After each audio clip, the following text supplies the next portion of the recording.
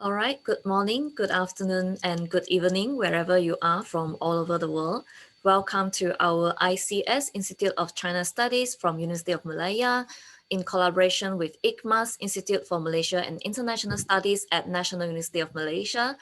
And this is our EAIR Caucus flagship forum called East Asian International Relations Forum. And we are very honored today to have Dr. Maria Adele Carrai to join us from New York to deliver this talk. So I would like to invite Dr. Niao Chaoping to deliver a welcoming remark. Good evening or good morning or wherever you are. Today I'm the director of the Institute of China Studies, Museum Malaya, and we are the co-organizer of this event together with ICMAS of UKM and EAIR Caucus. And also I want to take a note to thank Korea Foundation that sponsor this event. This is actually a series of EIR forum that is under the sponsorship of Korea Foundation. Past speakers including Professor David Kang, who spoke on the very same forum a couple of months ago. And before that, we have Professor Bonnie Glaser and also Chung Jae-ho. Chung Jae-ho, yes, that's right, Chung Jae-ho, from Seoul National University. So today is we are very glad to have Dr. Maria Adele Carrai from New York University, Shanghai, to present her research, to share her research in this forum.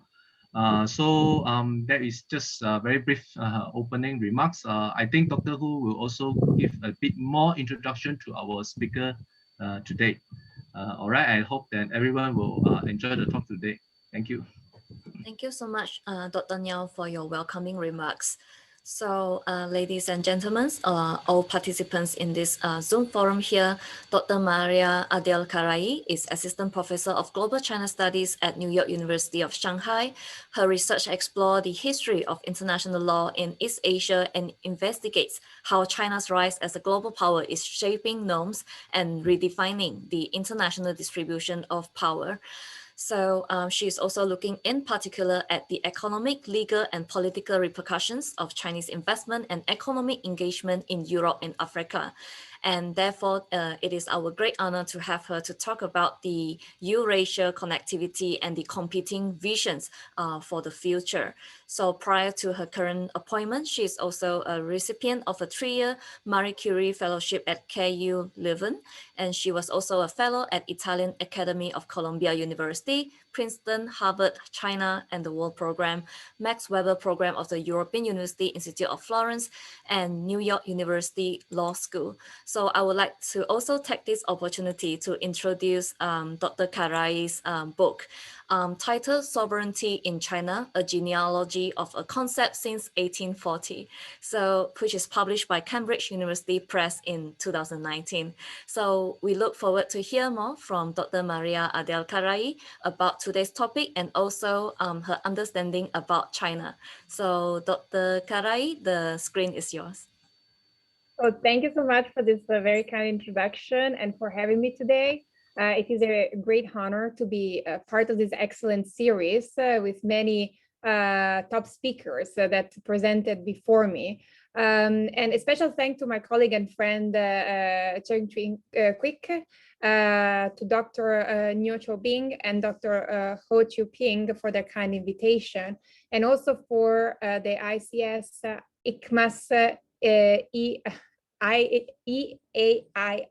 This is it's a lot of acronym, and also for the Korea Foundation for the generous sponsorship of this event.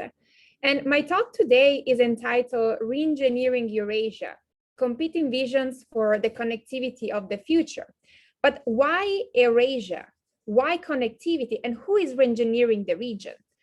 So we live in a time of change in which our international order seems to be suspended between an old one led by the US and Western powers and a new one that has not yet fully formed. The New World Order has been imagined very often as a post-Western world, and there is so much scholarship about the decay of the West and its liberal values. While we do not know whether it will be completely a post-Western world of this New World Order in the making, we know for sure something, that Asia and possibly the supercontinent of Eurasia will play a key role. Another thing seems to be certain, that connectivity and what has been emerging as geopolitics of connectivity will also be an essential aspect of the new international order in the making.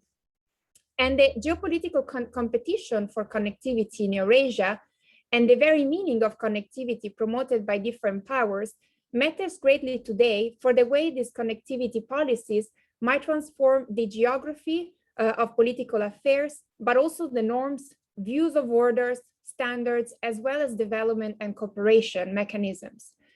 My focus today will be on connectivity projects for Eurasia by China, South Korea, and the European Union.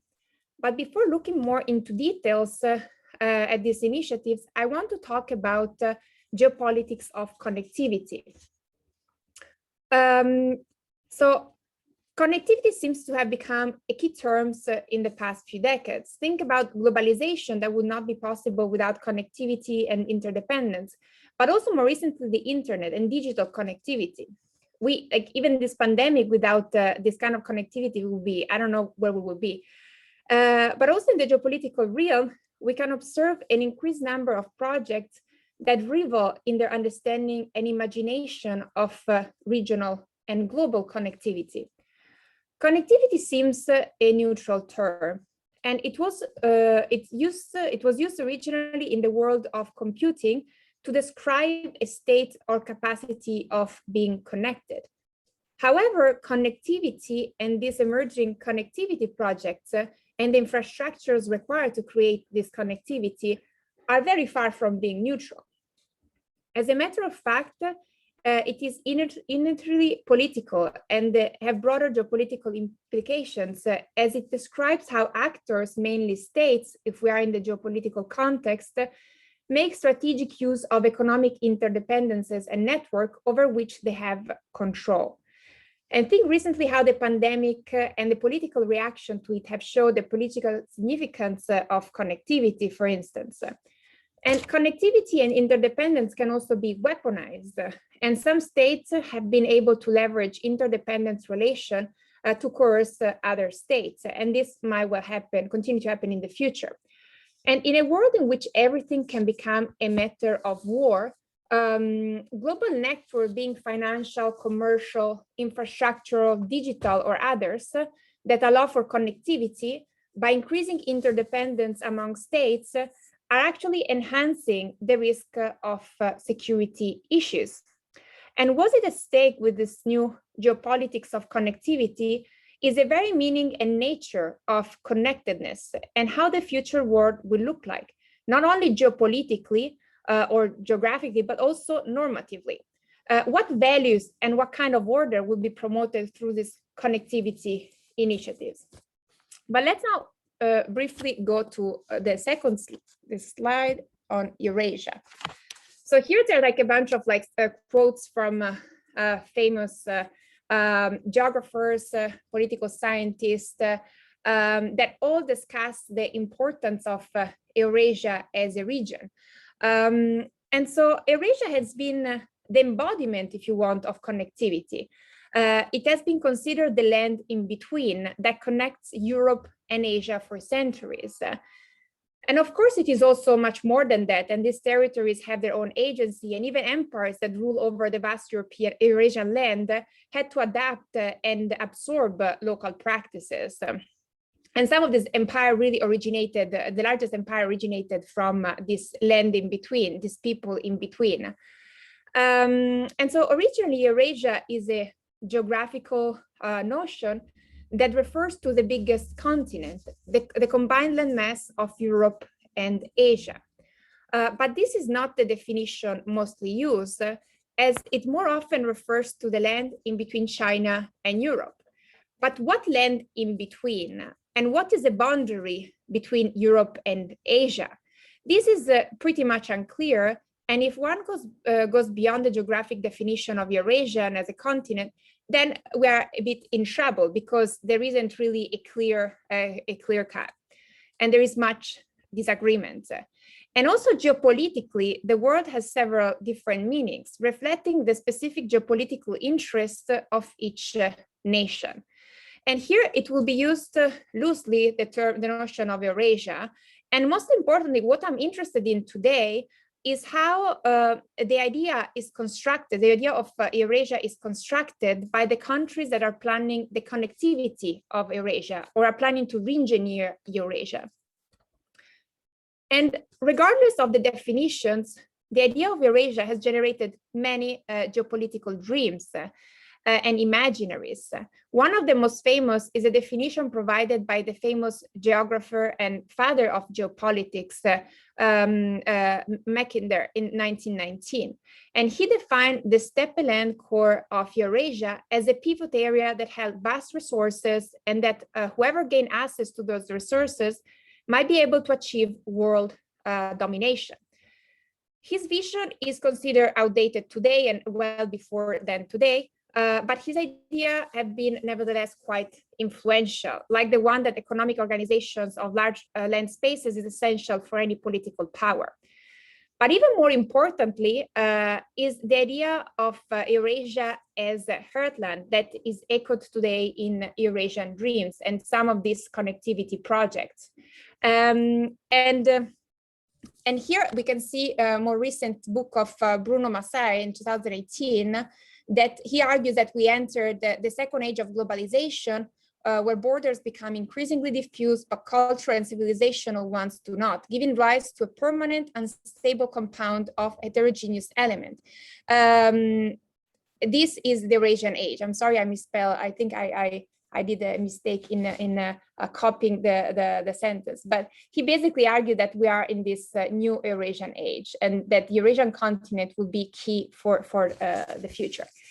And if we talk about Eurasia, Eurasia is associated to a political project and tends to be a liberal project very often, a liberal concept, despite effort in the 90s to create a liberal corridor by Western power, as I will say in a bit, that would have linked Asia to Europe.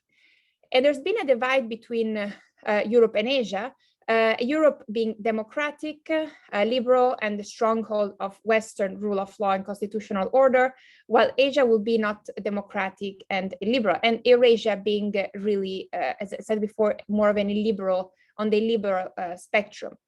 Eurasia today can become also a platform of anti-Westernism, especially at a time when it seems that Europe has coming to an end. But now let's move to one of the major initiatives aimed at re-engineering Eurasia, the Belt and Road Initiative that was started and still led by China. And there are also many other initiatives and key actors in the region that I'm not going to discuss today, but just to give you a sense that basically every country in the area has its own vision of connectivity. So for instance, we have Russia and its new Eastern policy and Eurasian Economic Union. Turkey also is quite important, also historically, and it has its own vision. It's a very important actor. Japan has its Central Asia and the Japan Dialogue as initiative to increase connectivity in the region. India has Connect Central Asia policy. It is a policy to pursue stronger cooperation with 5 in particular Central Asian nations in politics, security, multilateralism, health, and so forth. And also the US has a new Silk Road initiative that focused very much on Afghanistan. But let's go now to the map of the BRI, China Vision.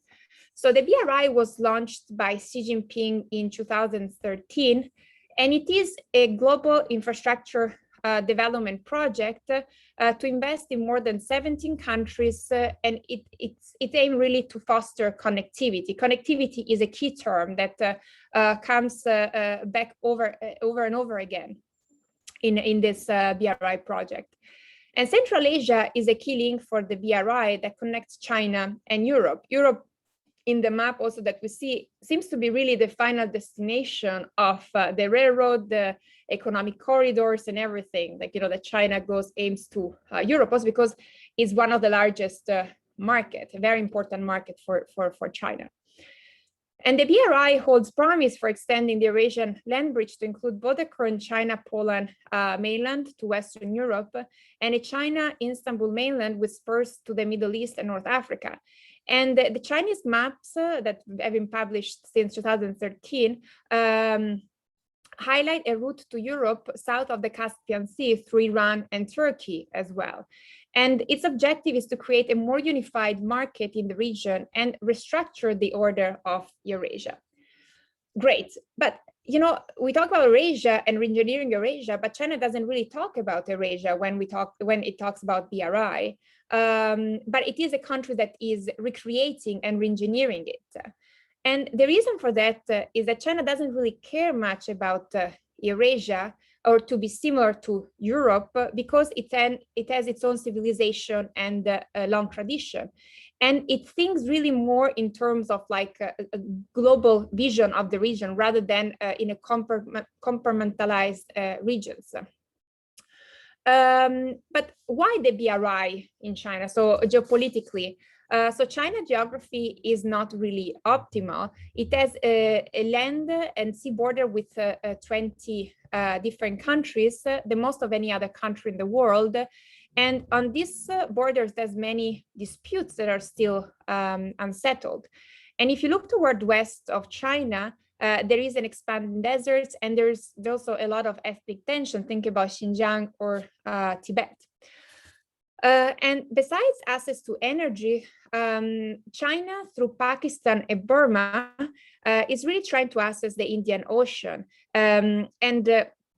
And so that its western part can be also connected to the sea. And in this sense, it's building a series of economic corridors. The new Eurasian land bridge, as you can see here, it's quite well represented by this map. The China Central Asia West Asia corridor, the China Pakistan corridor, the Bangladesh China Myanmar corridor, the China Mongolia Russia corridor, and the China Indochina Peninsula corridor, to which should be also added the Arctic corridor from the north. And they want to expand their power globally. And if China wants to expand its power globally, it really needs to reach other countries through land and also sea. And this is the reason why Eurasia connectivity is key to China. And China has been investing heavily in Eurasia even before the BRI was launched. And just to remind you that BRI was started in 2013, but many of these projects were already existing. So they merged into this new motto of the BRI. And contrary to other initiatives, the BRI has also financial teeth in the sense that like there's all these China policy banks that heavily invested in various projects. And there's also been the AIIB that has been established, but this is really insignificant, the amount of money that has been invested in BRI projects compared to China Policy Bank that really lead this process of the BRI and connectivity. However, China BRI has been perceived as not promoting good governance, and there is this sense that it's creating a Sinocentric world order that is promoting arbitrary rules that are the sum of preferences and interests of China central government and public and private actors that operates along the BRI. And it has also been argued that the BRI has an opaque and an unaccountable mode of financing that exposes countries to unsustainable debt and financial instability. And we can talk more about this later, but just to kind of present an overview. And there is also normative aspects of this connectivity that China is promoting. These investments and the way China connects countries, cities, and people, and the way it builds infrastructure in reality reflects certain values, inevitably reflects certain values. And China, we can say that is partly fed up with Western universalism, democracy, and human rights, and together with Russia is trying not only to remove the universal pretension from under the European project or Western project, but also to build its own universalist project. And in China, connectivity not only has become a political value per se, understood as a synonym with inclusivity and helping decreasing inequalities, but it's void of reference to human rights, rule of law, and constitutional government. And there are plans, increasingly elaborated plans to offer alternatives to Western model. And China is trying to create values that can have a universal appeal, some versions of development and well-being that could replace liberal values of democracy and human rights. And normatively, China has promoted a BRI that is seen as a way for socio-economic transformation, for equal prosperity, global inclusiveness that connects region and people left behind. And it also hopes to promote peace and a stable and prosperous community of shared destiny. That is really a word that has been China really pushed to include it also in United Nations documents. And some are afraid about this word that, you know, to many Western that doesn't mean much, but it has a clear meaning and a political kind of project in Chinese minds. And in this sense, I welcome you to read the Nadège Roland book on the BRI, one of the earliest one that studied more comprehensively the BRI. That I think she represents one of those authors that is very skeptical about this community of shared destiny and the values like that a simple word might promote nevertheless. Okay, so enough about China. Let's go to Korea, South Korea's vision. Korea is the only country among the one discussed today that talked about the connectivity for Eurasia. So it really used the term Eurasia. And its Eurasia Initiative was launched by President Park a few months after the BRI in an international conference on Eurasia that was held in Seoul in 2013. And it is an initiative that aims at creating a unified system of transport, energy, and trade network across Eurasia. And the rationale for it was to reunite, to integrate the Korea Peninsula through multidimensional cooperation with Eurasia, and also to diversify its economic relations with the Eurasian countries, so to avoid overdependence on the US or China, and possibly also becoming a pivot between China and the US and avoid, again, overdepending on them. And if we look from a geographical point of view, from the Cold War and Korean Wars, South Korea has not been able to bridge, to be a bridge between maritime and land powers because of North Korea. And it really needs to establish the Korea Peninsula and as an integrated economic zone if it wants to be integrated with the rest of Eurasia. And the three main ideas that drives the initiative of the Eurasia Initiative is Eurasia as an integrated one continent, a creative one continent, and a peaceful continent. More concretely, it plans to create a Silk Road Express that is a comprehensive and complex cluster of networks connecting Eurasia to the Northern Sea route. And the plan aims to unite the already existing Trans-Siberian Railroad and the Trans-China Railroad with the Trans-Korea Railway. It is expected, like the Trans-Korea Railroad is expected to produce 7.5 billion of benefit, having a huge increase in freight transported. However, it needs a lot of money, 3.7 billion approximately of investment to rebuild the North Korea part of the railroad. And this will be probably funded by South Korea and Russia. But of course, there is a high degree of instability. There's the need also of international financial institutions, but North Korea is not part of any of them. And North Korea doesn't seem to be that collaboratively. And it's continued to do its nuclear testing that hamper really any international cooperation, also in the financial realm. And for the initiative, cooperation with Russia is central, and the Eurasia Initiative also partly include a new northern policy. The policy of the so-called nine-bridge strategy that proposes to expand South Korea and Russia joint infrastructures that include ports, railroad, natural gas pipeline, electrical grids, and also the Arctic shipping lane. That is very important in the South Korea project. And it also aims to increase the two-country cooperation on shipbuilding, agriculture, etc. As for the creative continent, right, because this is the second aspect of the Eurasia Initiative, the initiative aims at fostering economic connection based on what is called creative economy. And this creative economy applies the latest science and IT and creates new value added by applying ISTC to energy and logistics. And in terms of security, the initiative wants to create a trust-building process on the Korea Peninsula and a triangular cooperation among North Korea, South Korea, and Russia, as well as triangular cooperation among North Korea, South Korea, and China. So if we compare this Eurasia vision to the BRI, I think that the geographical scope is a bit more limited, although it talks about Eurasia, right? And it wants to create this one continent of Eurasia.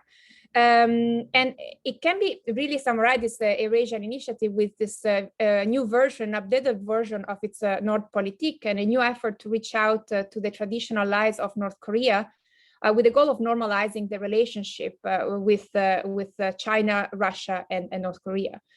And the goals can be achieved through cooperation rather than more traditional geopolitical competition, and through unilateral cooperation that goes beyond bilateral cooperation. And in terms of values, South Korea cannot really preach too much liberal values to North Korea.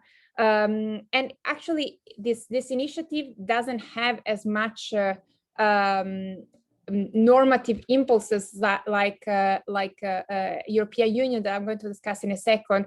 But also, China has a lot of normative weight, like this initiative with the commuter shared destiny and a lot of values that comes up over and over. But so if South Korea cannot really preach liberal values to North Korea, it really hopes that the market liberalization forces and economic benefit from economic integration and connectivity will transform and gradually change North Korea and really help integrating the region. And overall, if one look at the Eurasian Initiative, it still seems very much of a concept that lack sometimes detailed policies and action plans. And moreover, although it put on the table a broad and ambitious vision of uniting Asia and Europe, the initiative does not define really the regions that it wants to intervene in and how exactly it will intervene. And this has partly been addressed the year after the launch of the Eurasia Initiative, with the creation of the Council of Eurasian Initiative Research Institute that started to create a more systematic and more concrete roadmap to the initiative. Moreover, another issue of this Eurasia Initiative is that the regional economic cooperation between Korea and the Russia, Far East, and Siberia has not really been much satisfactory in the past year. And overall, it has been considered much below the expectations due to the small market size and the dated infrastructure that really would benefit from more investments. That said, despite this difficulty and limitation, the Eurasia Initiative can be considered as one of the most important one of the past 20-30 years for South Korea. And there is really a strong commitment from the government for it to be successful. So we have to see what's going to happen in the future. Okay, so now let's move to the European Union vision. So Europe has dreamed about connecting Eurasia, connecting Europe to China and Asia. And already in the 90s, it invested 110 million euro between 1993 and 2003 to create the transport corridor Europe-Caucasus. And this was really thought as a liberal corridor that would have created, after the end of the Cold War, a transformation of these countries into more liberal democracies, and so promoting liberal values. But I mean, the transport corridor has been built, but like this liberal transformation has not been achieved. And so this was in the 1990s, and more recently, the EU has also developed its own connectivity strategy in Eurasia. And this was mostly in reaction to the China BRI and its declining power in Central Asia, and also as a response to its need of energy and resources. And it called for a European way to promote transparency, respect for common rules, a level playing field, and a comprehensive sustainability. And the plan for this Europe Union vision of connectivity was launched in 2018 with a joint communication on connecting Europe and Asia, building blocks for a EU strategy.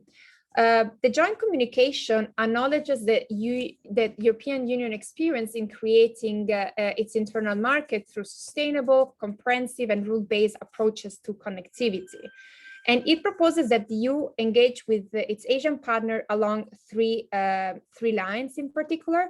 So efficient connection and networks between Europe and Asia through priority transport, corridor, high capacity network, digital connectivity. Second, partnership for sustainable, open, inclusive, and rule-based connectivities. And third, sustainable finance ensured through diverse financial tools. And this is really partly in opposition to the BRI, right? That is perceived as not really sustainable and that has a non-sustainable financing also mechanisms that produce a lot of like debt burden, debt trap. We hear over and over that. And a strong focus of the European Connecting Europe and Asia sort of initiative was on digital connectivity. And the EU digital single market can provide a really strong blueprint for enhancing trade in digital services. And to make this cooperation also more effective and this initiative more effective, the EU really was very strong in enhancing bilateral relations. So for instance, it established EU-China connectivity platform. This was quite of a important step, and regional and international partnerships. And the program, however, is not that good in terms of financial support, and there is not even a proper investment plan. And there is just hope that it will attract even this new kind of plans that before it will attract naturally public and private investment. So this also has to be seen, but it seems much without really much teeth compared to the BRI and China plan. And the EU attempts to create also what is a characteristic of the EU, that is trying to create a value-based connectivity that address human rights, rule of law, level playing field, and transparency. And it is pretty much the only international actor that is still willing to promote democratic values, I mean, besides the US.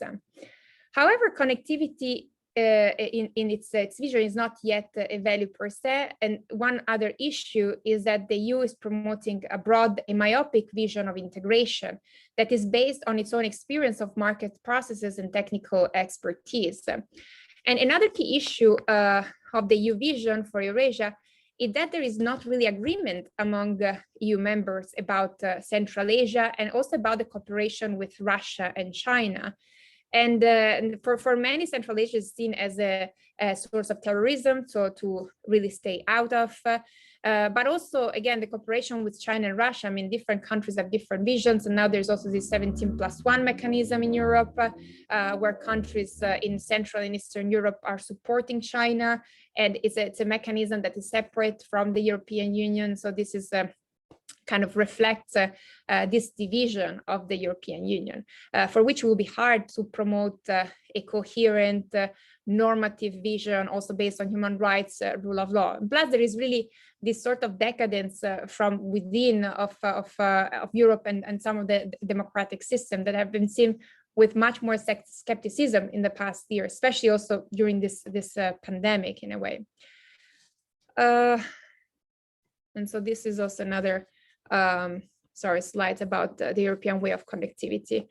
And so to conclude, we can see that like many of these connectivity projects were really a reaction to the BRI and the result of a sense of threat generated by China rise and the alternative world it might create with its global engagement if successful.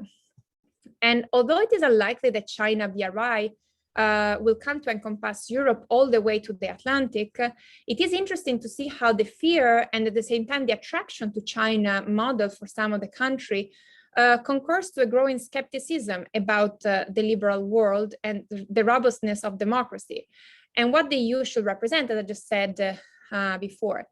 And I think overall we're seeing a tectonic shift, geopolitical changes in an international order that is still pretty much suspended between an old and a new that is yet to come. And the Eurasian continent will be playing a key role, especially if it will be successfully integrated and connected. The question again is how. We might still be far from the Eurasian order that Bruno Machaos envisioned in his book that I mentioned before, but the decline of the Western order calls for new ideas and new geopolitics and politics of connectivity.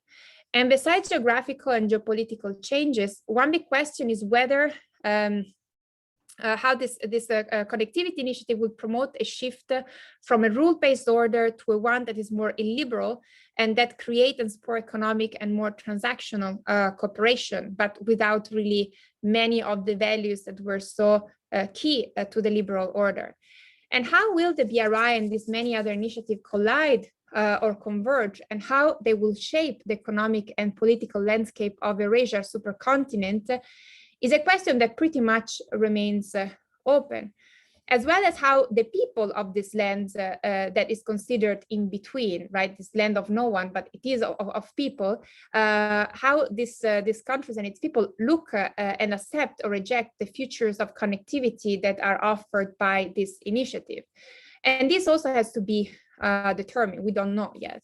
And another question moving forward is how this connectivity project will be implemented and coordinated with each other's. And besides China, that is really putting a lot of money, although a bit less than 2016. So besides China, they're really putting a lot of resources. It seems that the EU has not really devoted much budget to increase connectivity in Eurasia.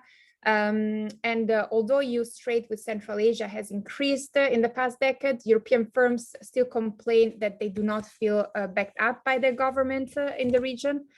And they compete with unfairly with other countries like China that support its SOE, provide subsidies for its SOE. And there is also overall a lack of political will for regional cooperation. There's tension, conflict within the Central Asian states. And for the South Korea Eurasia Initiative, I think the major kind of challenge moving forward is really the instability, the continuous instability of North Korea. And while the China China, South Korea, and the EU sought to enhance connectivity from a practical point of view is pretty much the same. So you build road, railroad, bridges, digital infrastructure, you foster people-to-people connections. The values and the idea of order that are promoted are different, as well as geopolitical goals the connectivity will serve. And we discussed this briefly before. So connectivity of Eurasia serves China's unfortunate geographical position and granted access to new markets and to the sea. For South Korea, it's really seen like this Eurasian initiative to integrate the Korea Peninsula and access new market. For the EU, one of the main reasons is access the energy in Central Asia and deepen economic and political ties with Eastern countries.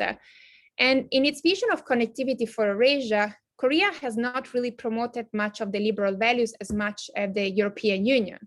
China instead is redefining connectivity as a value, as a political value per se, But the new connectivity might be empty of some of the liberal elements that characterize the Western order. And as I discussed before, this value might well replaced by new ones, new universalist values like the community of shared destiny or well-being of the people, development, and so forth. And the EU also tend to think in terms of region to region and individual partnership. And this partly is true also for South Korea. China instead is building a multidimensional order that goes beyond the framework of neatly defined areas. And this, I think, makes the control over this global space even more contested. And connectivity, just to conclude, needs to be rethought and is being rethought, as well as the region of Eurasia, without getting stuck in the manual of regions. So I think we need to go partly beyond that and take a step back and rethink the region and connectivity, how to connect this very important region. And the EU and South Korea should rephrase connectivity as a political value, perhaps, and continue to promote a rule-based and value-based perspective, capable of reshaping and giving new meaning to a liberal international order. And the context for defining the future of connectivity in Eurasia, I think, is still very much open, and the West has not yet declined. Thank you. Thank you so much, Dr. Carrai, for your very compact presentation about China's vision and also South Korea and EU's vision for Eurasia connectivity. So I'm sure the audience here have learned a lot. So we already have some questions coming in. So I would like to bring up these questions from Lee. So, so for the rest of you, please insert your questions and comments in the Q&A box so I can highlight them and read out to Dr. Carrai. So the first question is about Eurasia rail links to Europe. So as you mentioned in your presentation, there is Korea and China's rail links to Europe. So is China and Korea going to combine their Eurasia rail link to become one in its connection to Europe, or is there going to be two different rail links coming from China and Korea? Thank you. So I think the plan is to, as much as possible, to cooperate, because it's so costly to build the railroad, right? And so I think the goal is from all sides. We see also in Europe to rely on existing railroads. So I don't see that Korea and China will build separate railroads, but Korea definitely will create the Trans-Korean Railroad. That I think is what is really important for Korea, because otherwise there's no point in even investing in other railroad if it's not connected to South Korea, right? Like, you know, if you spend all this money, you invest all this money in a railroad like in Eurasia, but then it doesn't get to you, so that's no point. Yeah. Right, thank you for that. And in relations to the railway, I have another follow-up questions. So which is about Trans-Siberia and Trans-Korean Railway. So as you noted in your presentation, North Korea is the disconnector between the Trans-Korean or Trans-Siberia and Trans-Eurasia in general. So under Putin's leadership, so Russia has been cultivating the trans-railway connectivity towards the Korean Peninsula, at least since early 2000. But obviously, Putin has found that it is impossible to have a breakthrough with North Korea. So do you think Russia, South Korea would engage in other types of connectivity, most probably the energy, maritime, and other types of connectivity? Yeah, it's very likely. And if you saw the map before, I think there is also the Arctic road, right? That basically you overtake, like you don't have to rely on North Korea. So for sure there will be continued cooperation in other sectors. But of course, like if you cannot, and maritime, of course, but if you cannot transport like via railroad, right, through North Korea, like that would be very, very difficult. But I'm sure there would be other ways, especially again the Arctic. I think there is a lot of focus on that. Thank you so much. So next we have Dr. Roy Rogers. Chia, Dr. Carrai, what do you think of the post-US forces withdrawal in Afghanistan? Will there be greater participation of China, especially linking Southern Caucasus region and Iran?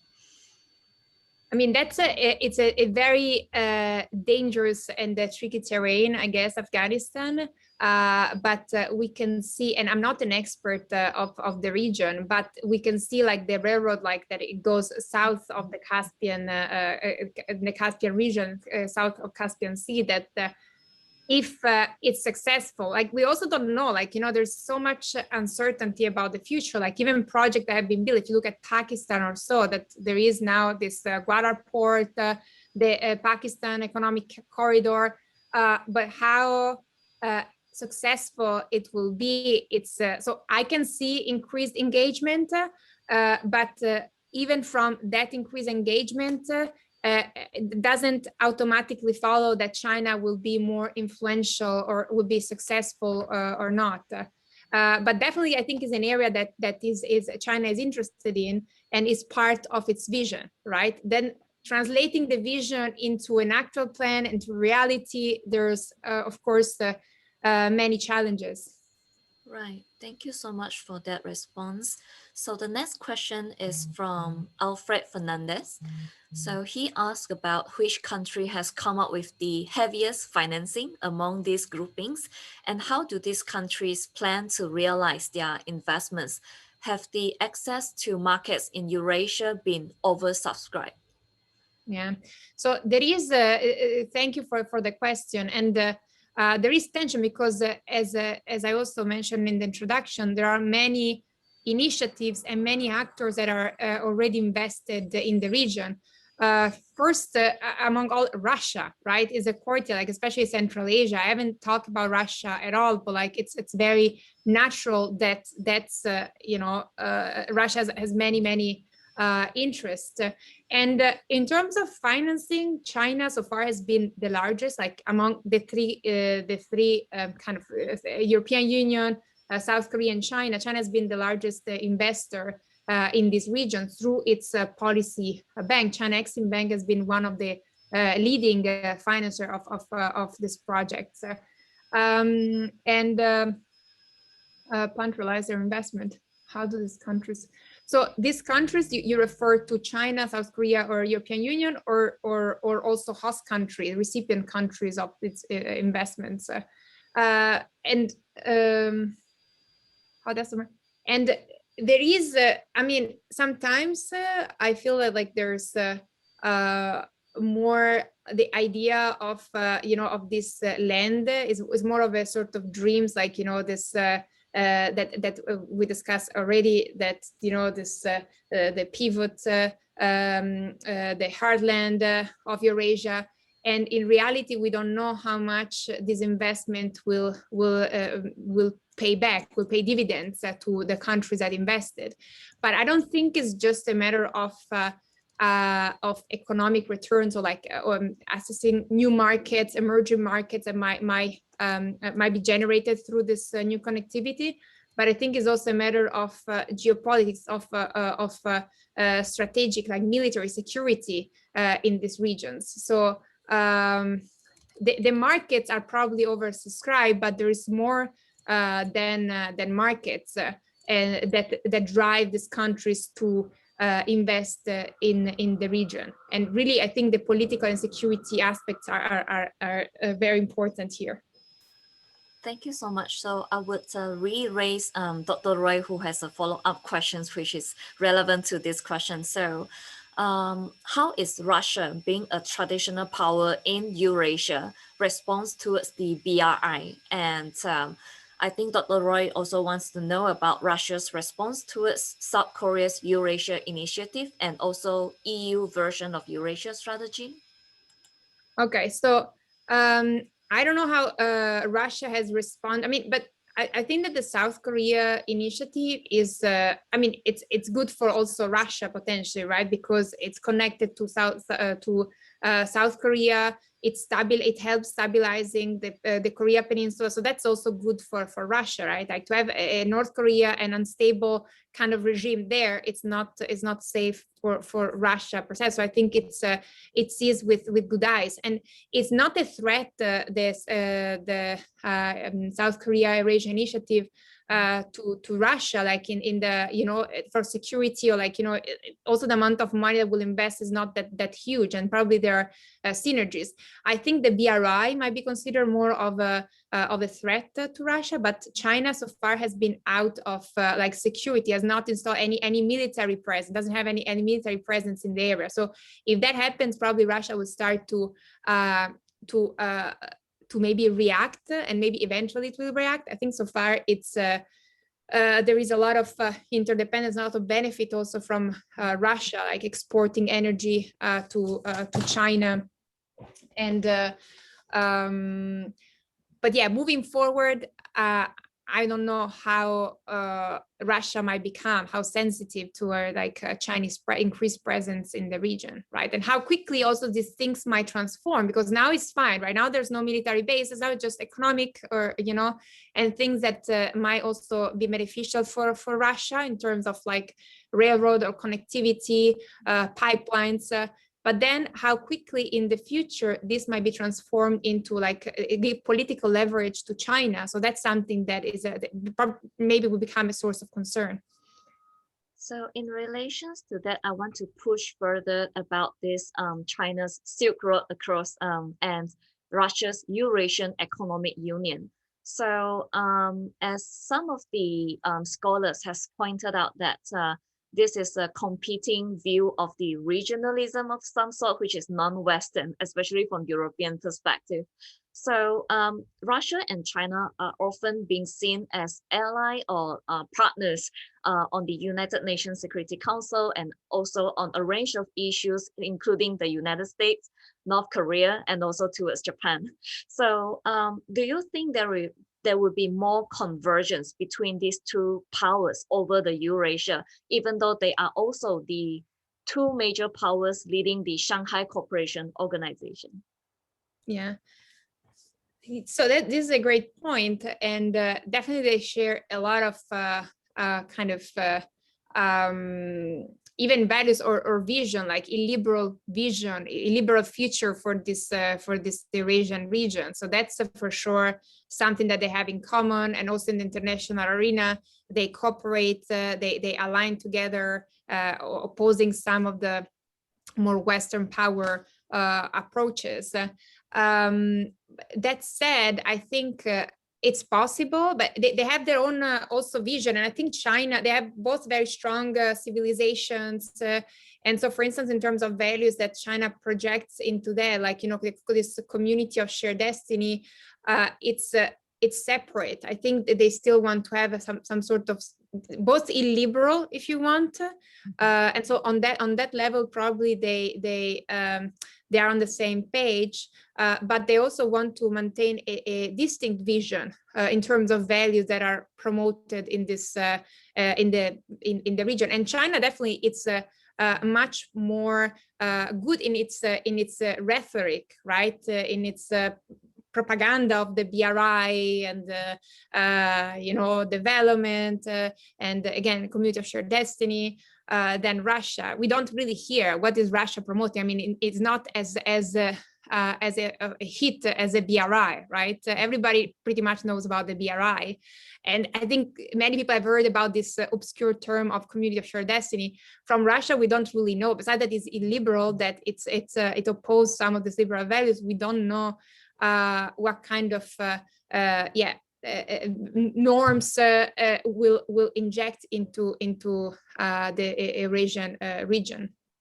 And there is still, as I said before, we don't know moving forward in terms of like if China really increased too much its presence there economically, and how, you know, this might be transformed into political leverage, how Russia will be tolerating, you know, we might become more, you know, more defensive. So yeah, it's a. So Dr. Roy thanks you for taking his 3 follow-up questions, Grazie molto. So I think the next question is really is the point where you touched upon just now when you're answering about the values. So you also mentioned throughout your presentations that possibly there is a lack of liberal values, and what makes you think that liberal values makes an initiative or a cooperation more sustainable. So there are several participants that touch upon these points, Shokru Ashrafi and also Wang Hongkong. So Wang Hongkong also asked about whether liberal is not necessarily good or illiberal is not necessarily bad. So, and do you agree with these thoughts? Yeah, so I, taking a step back, I think there's so much hypocrisy in the liberal order, and like, you know, we come to believe that the liberal means good, illiberal means bad. Of course, there's many more nuances than that, and you know, a liberal kind of power can be illiberal on many other aspects, and vice versa. Illiberal power can have some elements of liberal. So these are dichotomies that are artificial, and you know, they don't necessarily explain very well like the real situation on the ground. But I think it's those are the terms that we use to navigate a lot of like international like order, right? And like we hear over like the rule-based international order, liberal and illiberal, and yeah, maybe it's not the best way, but I think we're still kind of stuck within those with those categories, right? And we probably need to move beyond that. But I think for today, it was kind of interesting to see how at least the European Union, right? It's very much inclined to see itself as a promoter of liberal values, democracies.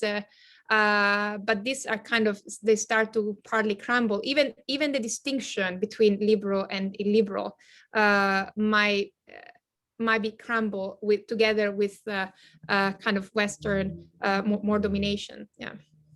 Right. So, and this also is related to this question about sustainability.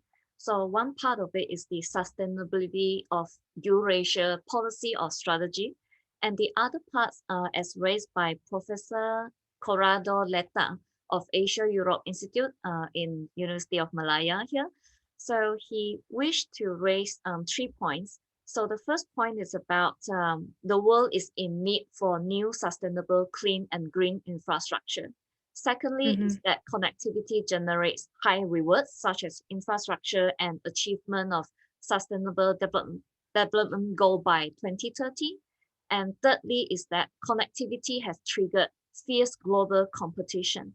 So in light of these 3 points, do you think that the future of re-engineering connectivity lies in the going beyond cooperation, meaning that connectivity has become integral part of the existing rules-based multilateral order, or should the re-engineering of world order by the necessity of creating a new international order? Could you repeat, sorry, the last part of the question? Right, sure. So the first part, I think you get it. So the last part is about should the re-engineering of the world order is necessitated by creating a new international order rather than using the existing framework, vision, and policy. Yeah. So I think that, so thank you so much. And I agree with partly with the 3 points, sustainability, connectivity bring high rewards, but also the connectivity that brings a lot of like global competition.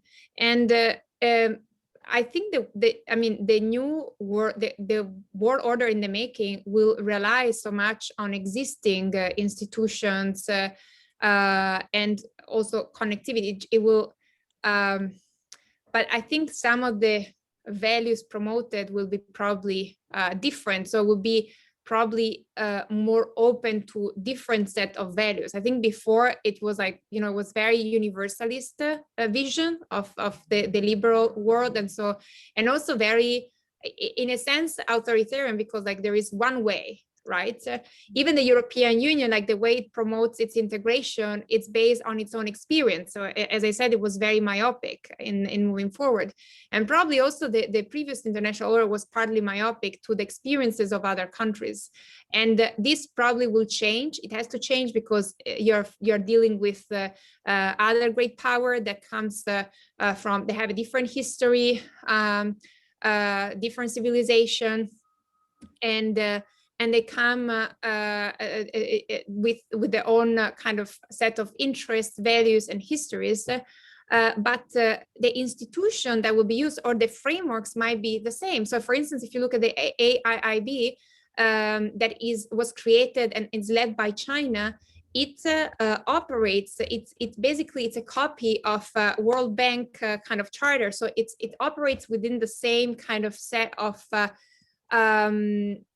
law and regulations, and but what is different, I think, is the actors. And these actors, again, bring with them their own history and their own values, their own interests, and these are different from what dominated before the kind of the liberal world order. But I think a lot of it will not be completely transformed. It may be very similar kind of world order, but with different actors, more diverse. So interestingly, there are two sets of questions asking about the role of the United States. So one participant raised that China might be fearful of their oil supply being blocked by the United States in times of conflict. So in terms of conflict escalation between the two. And secondly is the trade tension between US and China, and with South Korea being an ally of the United States. So do you think that China and US, as both the two big elephants, are in the loggerhead in this kind of strategic rivalry and the competing vision of Eurasia? So I think the US, I mean, it's of course within, like if you look at the Middle East, Afghanistan, so, but it's not really much, for instance, in Pakistan or other region, like all the Kazakhstan, Kyrgyzstan, and so it doesn't really have much of a vision for Eurasia as a continent. I think US is more of a maritime power. And, even now the Indo-Pacific strategy is talking about Indo-Pacific strategy rather than a Eurasian strategy to counterbalance the BRI, the Belt and Road Initiative. And even if we look at the new Belt and Road, new Silk Road, that the US was promoting, is pretty much limited geographically. And it was very much about Afghanistan, stabilizing the region. But there's... so I don't think that US is now offering an alternative to a Eurasian kind of connectivity plan, not to mention the difficulty US has in really promoting investment in infrastructures. Like it's a very different approach, like it's a much more privately led approach. And now in the current administration, the US is talking about investing in infrastructure within the US because it has been lacking behind, like in railroads. So how can it do that abroad successfully, right? Creating all this this project, investing cheaply, right? Because I think one of the major attractiveness of China is that the projects are done, I mean, sometimes with lower cost, not always, and also without many conditionalities that will come instead from other Western countries for the good or the worse, right? Because these conditionalities in some cases help like making the project more sustainable, more viable financially. But yeah, so I don't think that this competition necessarily translates into like US having a coherent vision for Eurasia. It might, because so far what I saw about the US in everything, it's a reaction, like a lot of like its foreign policy is a reaction to China. So it didn't have something in China that then come up in Africa, then let's come up with our own plan for Africa. Now there is Eurasia, China invests in Eurasia, BRI, let's come up with our thing. So it's very reactive, which is not necessarily good, right? For planning a proper policy toward an area that serve for the best US interest. And So maybe it will come up with something in Eurasia, but I don't think it has now the resources to devote and also the interest necessarily like in Central Asia. Yeah. Right. So Mr. Wang has another follow-up question in regards to this. So US appear to be missing out the newly created opportunity afforded by enhancing connectivity. Like you said, the prioritization has been going back inside the United States itself. So what will happen to the US-EU relations if BRI, whether they are in the picture or not, the EU has also come up with their own Indo-Pacific strategy. So how do you see this going forward? Thank you. So this is a big question, and with the last administration, the previous administration, the relationship, the transatlantic relationship have been severed, and there is now a lack of trust. And that is not from which I don't know whether we will come back to the place where we were before between Europe and the US. And we see that there is more distrust from the EU also because now we have Biden that is very transatlantist in his vision, right? So it says that he's very committed to the allies, to NATO, to the transatlantic relations. But then next election, we don't know who the next president will be and what will be his or her approach toward Europe. So there is a relationship that has been harmed by the last administration. And I think there is also a desire from the European Union to create more of its own strategy without over-depending on the US. And of course, the US still is a key partner and an ally for the EU. But even the Indo-Pacific is creating its own vision, or even with China. I think the economic interests for the EU are too strong to be abandoned just because the US tells you, oh, give up your relationship with China or stop Chinese investment in 5G in your country. This is not happening. It hasn't happened. Of course, we are not deaf to US demands. It's important, again, partner, but I think there is really an increasing willingness to have European Union own vision, own policy, own approaches that should be in line with the US, but doesn't have to conform 100% to it. Right. So if you can advise Joe Biden, what will it be? What if I could advise Joe Biden? Yeah, rely. I mean, on the allies. I think what he's doing is it's good, and try not to create policies that are just a reaction. Like try to have your own policy first, not just as a reaction to China, and stop seeing the China threat everywhere. I mean, that I think is probably because it's really like here we are in a threat mentality. China is also opportunity, and I still believe in engagement with China. I mean, it's the way forward, and yeah, also rethink some of how you see yourself, right? As the promoter of a liberal rule-based order that has never really existed in reality sometimes. So yeah, those would be probably my suggestions, rethink about the American power, right? Yeah. That's really nice to hear. Less confrontation, more cooperation. So another question from Alfred Fernandez. Where does Japan fit in the Eurasia connectivity in both the geopolitical and also economic terms? Thank you, Dr. Carrai. Okay, so in Eurasia connectivity, so Japan is a key. I mean, ally also for not ally, but it's the key partner for Europe, and so from the European side is perceived as an important partner, their strategic partner in the region that is in the region, and the same is true for the US, for instance, if it plans on increasing, if you want, Eurasia connectivity.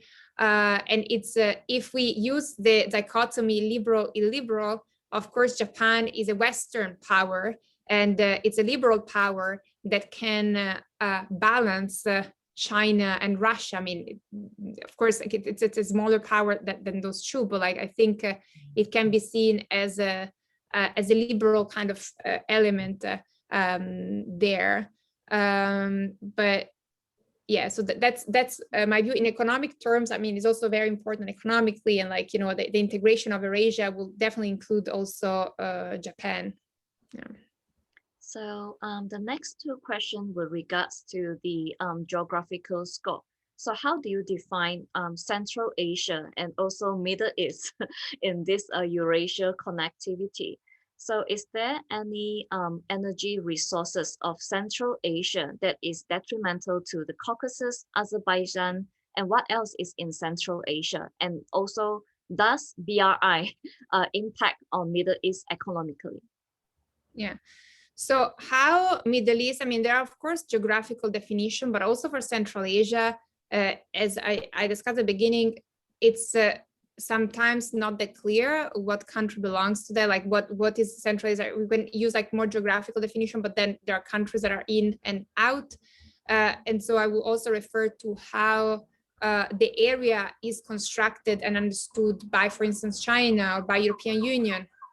And that might be partly differently. And China is increasingly investing in the Middle East as well, and North Africa. I mean, I consider also like the part of North Africa as being the like part of like the Arab. So it really depends what you how you define the area.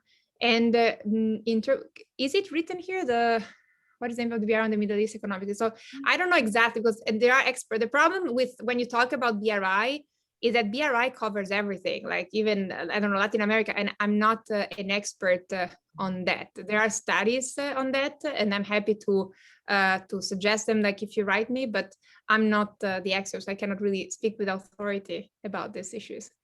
Thank you so much. So another question from the Q&A is about, so you know about the Five Eyes Alliance. So is there any objection from them towards BRI?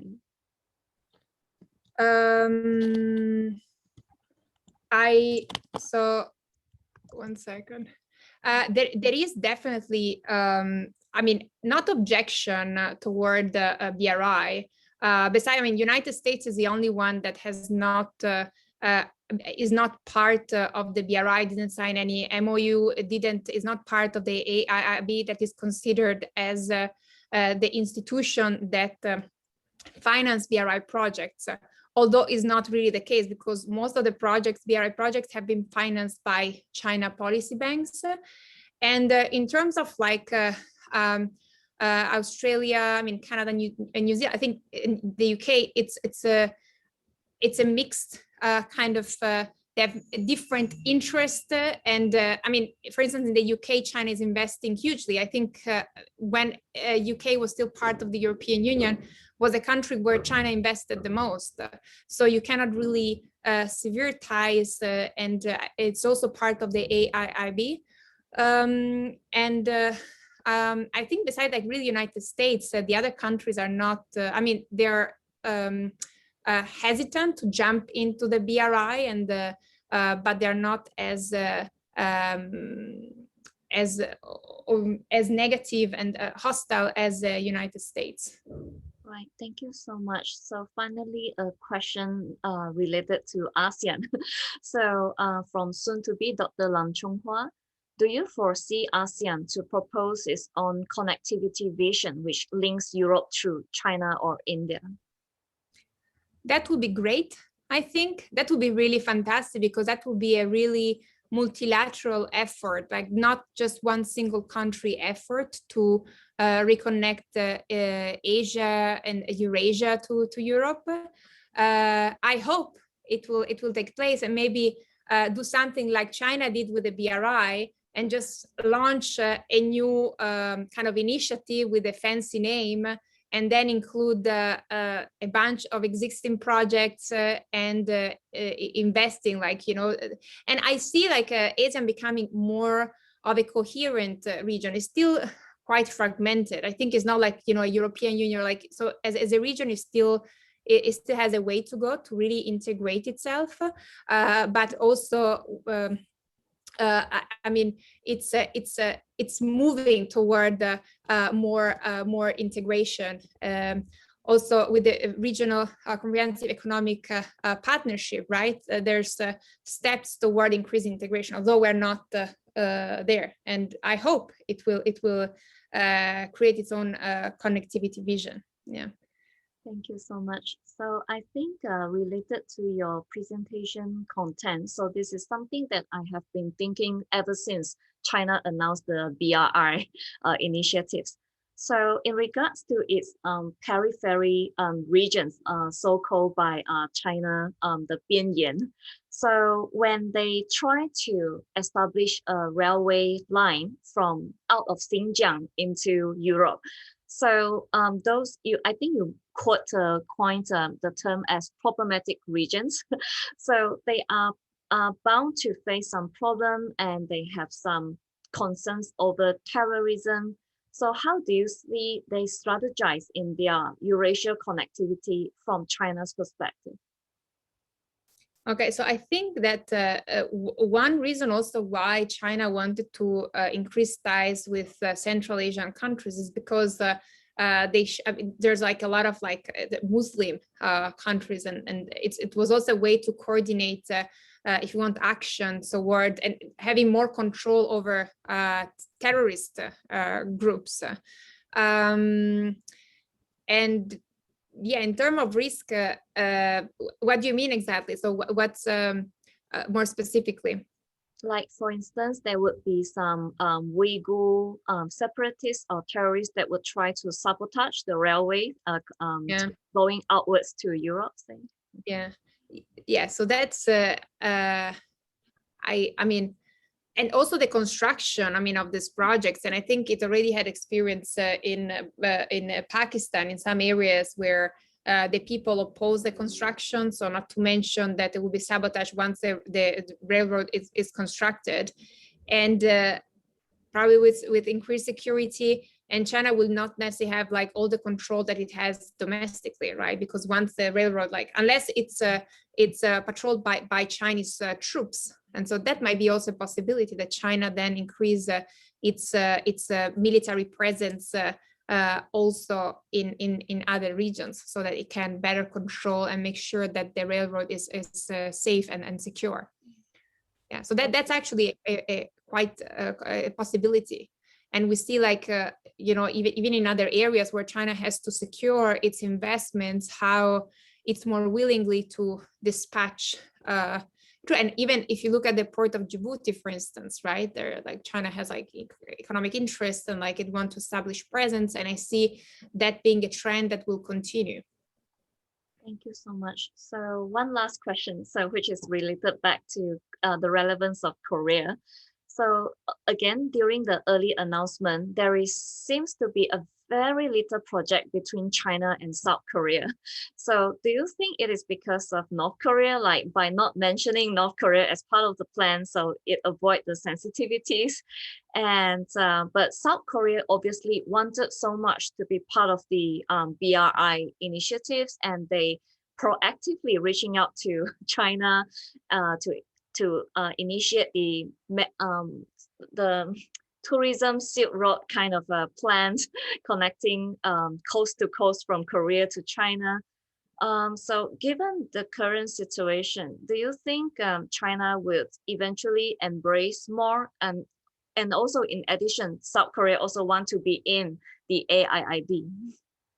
Yeah, so I think that like it's also from the changing of the name. So it was OBOR, One Belt, One Road, and then China transformed it into BRI, Belt and Road Initiative, to make it sound more inclusive. And so I think that it's in the interest of China to be more inclusive, also to the demands of South Korea, especially because there's a convergence, if you want, of interest here.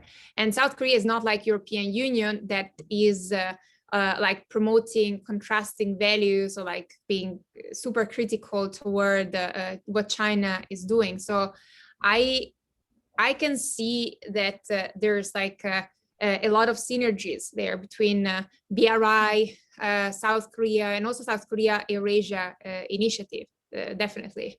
Yeah, so I'm optimistic about the synergies there. The challenge again remains North Korea. It's a hard hard thing to solve. Like, and of course, South Korea needs China to help solving partly, or like, you know, if it wants to really integrate the Korean peninsula, it needs China. China has a lot of leverage, their economic leverage. Yeah. Sorry, even though I promised this is the last question, but our audience just have an additional question here about CPEC, China-Pakistan Economic Corridor. So do you think Chinese geopolitical move is done through this CPEC, or if it is China's strategy to overcome the domestic economic crisis by investing in these infrastructure projects? Mm-hmm. So it's very interesting because CPEC was started actually by the requests from Pakistan, was not imposed as many other projects, right? We think that like it's China that has a clear vision about BRI, clear project. That's not really often the case. And many of this project, including like, for instance, the Hambantota port, right, that has been considered the key example of debt trap diplomacy. So many of these projects have actually been requested by the host government. And that's the case for Pakistan. And it's running in many difficulties, like first of all, like the construction, and it wasn't really even considered that feasible at the beginning. So the Chinese counterparts said, are you really sure you want to do this? And then, like, you know, because they wanted to cultivate good, political relations, like relations with Pakistan, they accepted, and they run in so many difficulties. And like, I don't know whether this grand plan will be necessarily successful or benefit economically China. And again, you know, once these projects are out of Chinese territory, China loses control. So of course it wants to have access to the Indian Ocean and, you know, different seas, but it's very difficult, like not having direct control over these railroad, highways, ports, even if you invested, even if you have building them. Yeah. Thank you so much, Dr. Carrai, for taking on so many questions in such a packed time. So now allow me to invite Dr. Niao to turn on his camera and also unmute the voice. So he will give a response on the discussion that we had so far and also giving a closing remark. Dr. Niao, please. Thank you, Dr. Hu, and thank you, Dr. Carrai.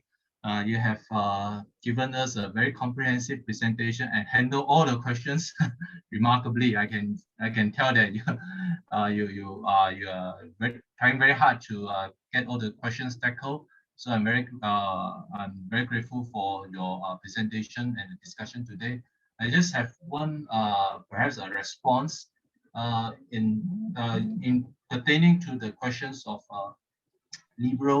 Western liberal order, liberal values, and whether the China's BRI is more about illiberal together with Russia or so other stuff.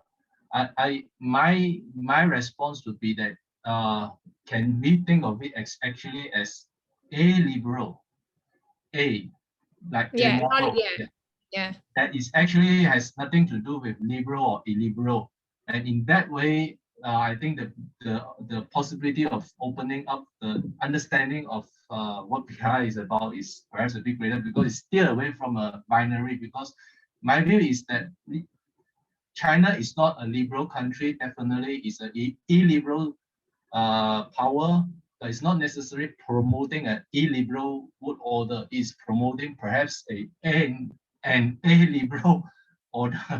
That is my response. Okay, so thank you very much, Dr. Let me try you, Maria Adele Carrai, for your excellent and wonderful presentation. And once again, I would like to thank Korea Foundation for the support of this event. I thank the co-organizers, ICMAS from UKM and EAIR caucus and all the friends who have stayed throughout the webinar today. And I hope all of you have a good night or a good day ahead, and stay safe. Thank you. Thank you all so much. Thank you so much, Thank Dr. you. Carrai. Thank you so much. Thank you so much. Bye.